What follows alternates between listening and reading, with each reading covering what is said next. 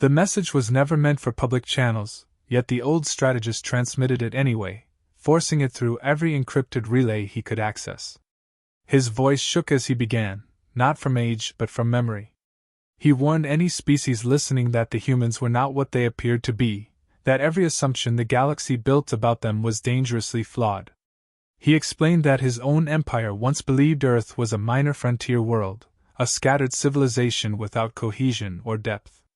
Their languages, cultures, and nations had convinced the empire that humanity would fracture under pressure. But he insisted that what looked like division was something else entirely, an unpredictable form of unity that revealed itself only under threat. He admitted he had tried to explain this to the High Command long before the catastrophe unfolded. He described early intelligence reports that highlighted humans' ability to endure extreme environments, their unyielding drive to solve problems, their fascination with conflict simulations, and their unnerving habit of adapting after every defeat. Yet every one of those warnings was dismissed as irrelevant. The Council believed humans were emotional, reactive, and bound by morality. They assumed those traits made them weak. The strategist whispered into the transmission that this assumption was the Empire's first and greatest mistake. He recalled the moment he first met a human during a diplomatic exchange decades earlier. The human representative smiled politely, spoke with calm precision, and asked a torrent of questions about technology, culture, and history. What unsettled him wasn't the curiosity. It was the sharpness behind the man's eyes, as if he were evaluating every angle of the room, measuring danger and opportunity simultaneously. The strategist left the meeting convinced that humans were not merely learning, they were analyzing. He filed a report stating that humans possessed a predatory cognition pattern hidden beneath diplomacy. No one believed him. His transmission shifted as he recounted the day the Empire took its first step toward their destruction. It was supposed to be a demonstration of dominance, a small raid on a Terran border settlement. The Empire expected fear, retreat, and swift capitulation. What they received instead was resistance so fierce that even seasoned soldiers hesitated to advance. He described how the human colonists fought with a determination that defied logic, turning improvised tools into weapons and refusing to surrender even when outnumbered. The strategist emphasized that it wasn't strength alone that made the incident alarming. It was the precision of their actions, the cooperative flow, the refusal to panic. He tried again to warn the High Command, but the Council brushed off the incident as an anomaly, the behavior of a desperate group cornered by superior forces. He explained that this was the final moment when disaster could have been avoided.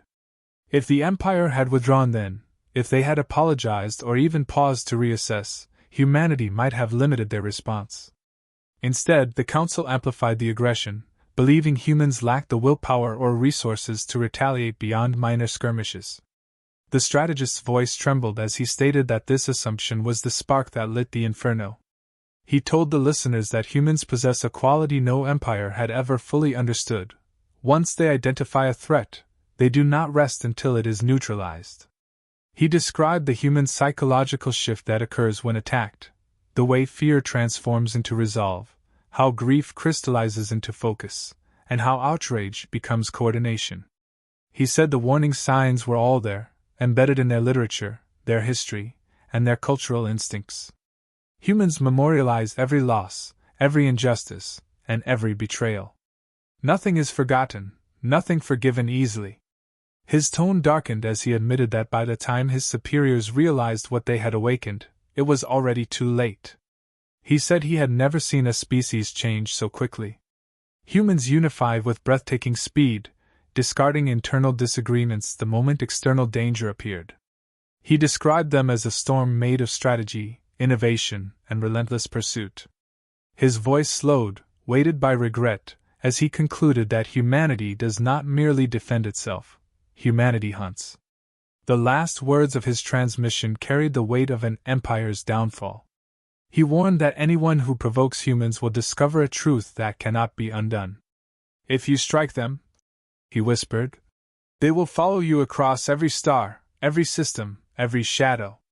And they will not stop. The High Command chamber was filled with polite laughter when the strategist finished briefing them. Several officers exchanged amused glances, whispering that he had grown paranoid with age. They pointed to charts showing the Empire's fleet strength, its centuries of expansion, its overwhelming technological edge.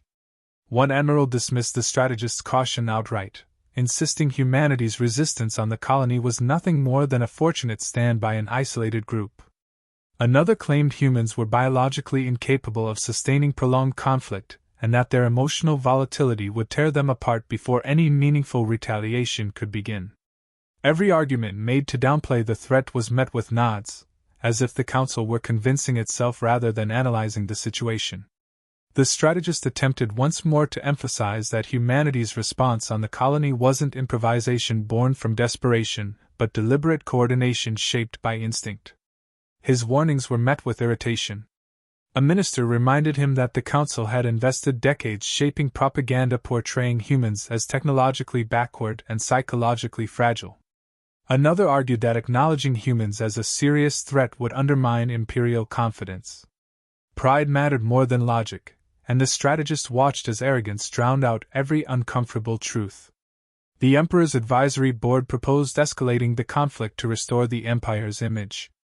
Their idea was to conduct a controlled show of force, destroy a lightly defended Terran facility, seize a few outposts, and release a statement framing humans as reckless aggressors. The chamber approved the plan unanimously. The strategist felt the air grow heavy as he realized there was nothing left he could say to stop them. Every plea warning the Council that humans do not interpret symbolic strikes the way the Empire does fell on deaf ears. To the Empire, a display of strength re-established dominance. To humans, it opened a debt they would pursue until paid in full. Preparations for the operation began instantly. Fleets were redirected, generals held celebratory gatherings, and news networks broadcast triumphant predictions. The Empire believed it was about to crush a minor nuisance. Officers boasted that humanity would be forced into negotiations before the cycle ended. The strategist could only watch in grim silence as excitement replaced caution. In the planning halls, maps of Terran space were displayed with glowing markers illustrating targets to strike. Every discussion revolved around damage projections, estimated Terran casualties, and political advantages. Not a single officer asked how humans might interpret the attack beyond statistical models. On the day the operation launched, the strategist stood alone among the cheering personnel filling observation decks. The fleet departed in perfect formation, their engines casting long silver streaks across the darkness. The commander of the raid transmitted a message declaring that this event would teach humanity its place. The strategist knew the opposite was about to occur. When news of the raid reached Earth, humanity would not shrink. They would focus, unify, and strike back with a clarity the Empire had never encountered. Hours later, the Empire's fleet reached the first target, a Terran research outpost positioned near a nebula. The outpost was small, barely staffed, and not prepared for a military assault. The fleet destroyed its defenses within minutes. A few Terran vessels attempted to intervene but were overwhelmed. The Empire considered the mission a flawless demonstration of superiority. Officers recorded it for propaganda, expecting it to be replayed as proof of the Empire's dominance. But then came the moment that unsettled even the most confident commanders. A single human distress transmission escaped the destruction, brief, raw, and unfiltered. The strategist later heard the recording. A calm Terran voice spoke through static, stating only, "We will respond." There was no panic, no begging, no attempt to negotiate. The voice carried certainty, almost serenity, as if the speaker already knew what would follow. When the fleet returned, the Council celebrated. Drinks were poured, medals were handed out, and the Empire congratulated itself on reclaiming the illusion of control. But the strategist saw something else, an eerie stillness in the aftermath, like the quiet before a storm. He warned the commander of the raid that humanity would interpret the attack as a declaration of war. The commander laughed, stating that humans lacked the capability to mount any significant counteroffensive. The strategist didn't argue this time. He only walked away, knowing the Empire had just sealed its fate. He had studied humans long enough to recognize that the first strike was not a deterrent, it was an invitation. The Empire had drawn blood. And whether they believed it or not, Humans had heard the challenge clearly. The retaliation would not be symbolic, measured, or delayed. It would be absolute. The first sign that the Empire had miscalculated appeared only days after the raid, when long-range sensors detected unusual Terran fleet movements. At first, analysts dismissed the readings as routine patrol adjustments. But the strategists recognized the pattern immediately. Humans were not scattering or retreating, they were consolidating. Their ships were forming a structure he had only seen once before, in a historical simulation depicting humanity's response to existential threats. He informed the Council that Terran forces were preparing to strike with full commitment. No one accepted the assessment. They insisted humanity lacked the infrastructure for rapid mobilization. Moments later, new data arrived showing that Earth had activated deep space manufacturing arrays previously believed dormant. The strategists watched the Council's confidence falter as reality began to contradict every prediction they had clung to. Terran communications shifted as well. Their public channels went silent, replaced by encrypted bursts that revealed nothing yet carried unmistakable urgency. Civilian traffic rerouted in precise arcs toward fortified regions, leaving outer colonies temporarily exposed. But this was not a retreat, it was strategic reallocation. Humans were clearing lanes for military operations. Within hours, Terran fleets formed spearhead groups, each led by ships the Empire had classified as defensive cruisers, yet their formation suggested offensive objectives. Every move was sharp, deliberate, and synchronized across multiple star systems, as if a single mind coordinated them. The Council demanded projections from their analysts. Models showed limited human capability, minimal threat, and predictable outcomes. The strategists knew the models were wrong because they relied on previous assumptions invalidated the moment humanity shifted into war posture. He tried to explain that humans thrive under pressure, that adversity sharpens their coordination in ways foreign species fail to comprehend. But the Council had spent so long believing their own propaganda that they ignored him again. The turning point arrived with the destruction of an Imperial monitoring station near the border. The station's sensors detected a small Terran strike group emerging from fold space with perfect timing, slipping past early warning grids with a mastery the Empire did not believe humans possessed. The Terran ships moved with unnerving precision. They targeted critical nodes rather than defensive turrets, disabling the station's communication array within seconds. Before reinforcements could mobilize, the facility's power core detonated in a controlled chain reaction, leaving no trace except a silent cloud of metal fragments drifting in the void. The Empire was stunned. They demanded explanations, insisting the attack must have involved foreign assistance, stolen technology, or anomaly-driven luck. The strategist said nothing. He didn't need to. The Terran signature on the attack was unmistakable, methodical, efficient, and deeply personal. Humans weren't sending a message. They were beginning a hunt. More reports arrived, detailing surgical Terran strikes on supply depots, fuel lines, and relay networks. Each hit displayed an understanding of the Empire's logistics far deeper than expected. Human operatives infiltrated minor outposts, leaving behind disrupted command sequences and corrupted data streams. Their actions were not chaotic. They were mapping weaknesses while dismantling communication pathways in a calculated rhythm. The Empire attempted to regroup, but every movement they made seemed anticipated. Terran strike groups intercepted fleets before they could merge, fragmenting the Empire's response before it formed. The strategists requested access to battlefield recordings from the frontier. One transmission captured a brief but revealing image, a Terran commander issuing orders with quiet, controlled intensity. Her expression was steady, unhurried, almost cold. Behind her, tactical overlays shifted continuously as algorithms digested new information. Human crews moved with seamless coordination, adjusting positions with a focus that left no space for hesitation. The strategists realized this was not vengeance born of rage. This was precision born of purpose. Panic began spreading inside the Empire's upper ranks as they realized Terran forces weren't simply retaliating, they were advancing. They did not hold territory or issue threats. They pursued. Every engagement showed adaptation. Every retreat from the Empire triggered a countermaneuver designed to trap the next wave. Humans learned at a pace the Empire could not match, evolving their strategy after each encounter. One final report forced the Council into stunned silence. Terran intelligence teams had breached a classified Imperial archive, extracting full schematics of frontline command stations. This was impossible, or so the Council believed. The strategists knew better. Humans approach conflict like an evolving equation. Once they begin solving it, they do not stop until the solution is complete.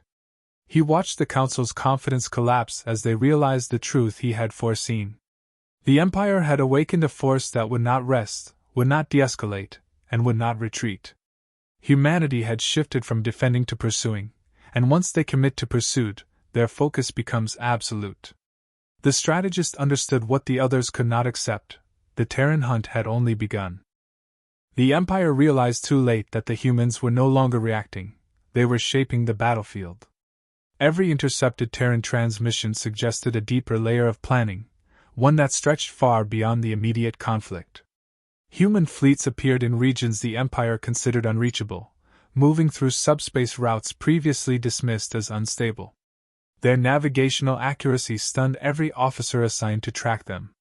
Patterns emerged showing that Terran scouts were identifying not just military assets but cultural, political, and logistical fault lines within the Empire.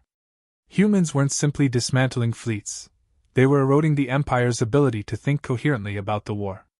The strategists watched reports come in describing Terran hunter groups slipping into dense nebulae, navigating gravitational eddies with precision the Empire never achieved. Entire Imperial squadrons vanished in those same regions, ambushed by Terran forces that seemed to anticipate their movements with unnatural timing. Analysts attempted to create predictive models, but every simulation fell apart because humanity's adaptability broke every assumption. Humans changed strategies mid-engagement, recalibrated formations in seconds, and redirected fire patterns with almost instinctual accuracy. Supply lines collapsed next. Terran operatives infiltrated automated transport hubs, rewriting navigation protocols so subtly that Imperial cargo fleets drifted off course into empty space. Others were rerouted into Terran kill zones without realizing their mistake until they were already surrounded. A single Terran engineer captured during one of these disruptions revealed nothing, yet the calm expression he wore during interrogation unsettled the entire panel. He behaved not like a defeated soldier but like a man whose mission was already complete. Internal unrest began spreading across the Empire's provinces. Local governors accused Central Command of hiding the severity of the conflict. Trade guilds panicked as commerce routes shattered.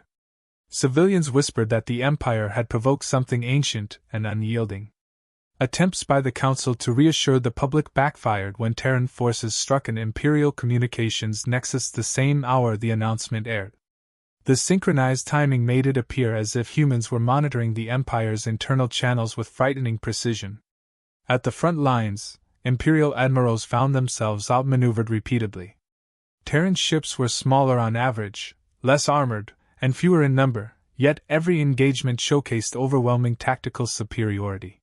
Humans coordinated cross-system operations with near-flawless synchronization. They struck where Imperial defenses were overextended, exploited gaps between units, and vanished before counterattacks formed.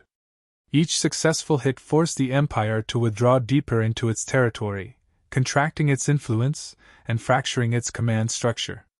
The strategist examined a captured Terran data core retrieved from a destroyed strike vessel. Its contents revealed the chilling reality. Humans had mapped the Empire's hierarchy and identified key figures responsible for the initial aggression. The data core contained dossiers, patterns of behavior, movement schedules, and psychological profiles. Humanity wasn't waging a wide, unfocused war. They were narrowing their objective. They weren't after victory in the traditional sense. They were hunting individuals who authorized the attack. Every operation up to that point had been a step toward isolating those figures. Fear gripped the Council as they realized Terran forces were closing in. Attempts to negotiate were dismissed by Terran representatives, who stated plainly that the time for discussion had passed the moment the first colony burned. They made it clear that civilians and lower-ranking personnel were not targets, but the architects of the aggression would face consequences. This declaration struck harder than any fleet engagement. It revealed that humanity's restraint was strategic, not moral hesitation. Desperate, the Empire attempted to relocate members of the High Command to fortified regions. Yet Terran strike teams intercepted transports repeatedly, forcing relocations deeper into territory once considered secure. Tracking Wraith signatures appeared near critical worlds, showing Terran presence even where Imperial sensors claimed no ship could be. The humans were always closer than expected, always shifting angles, always tightening the net. The strategists watched the Council panic behind closed doors, their composure fracturing as the reality of the situation became undeniable. Humanity had become a relentless force, moving through the Empire with purpose that bordered on inevitability. This was no longer a war fought between fleets, it was a pursuit. A methodical, unyielding hunt driven by a species that refused to let an attack go unanswered.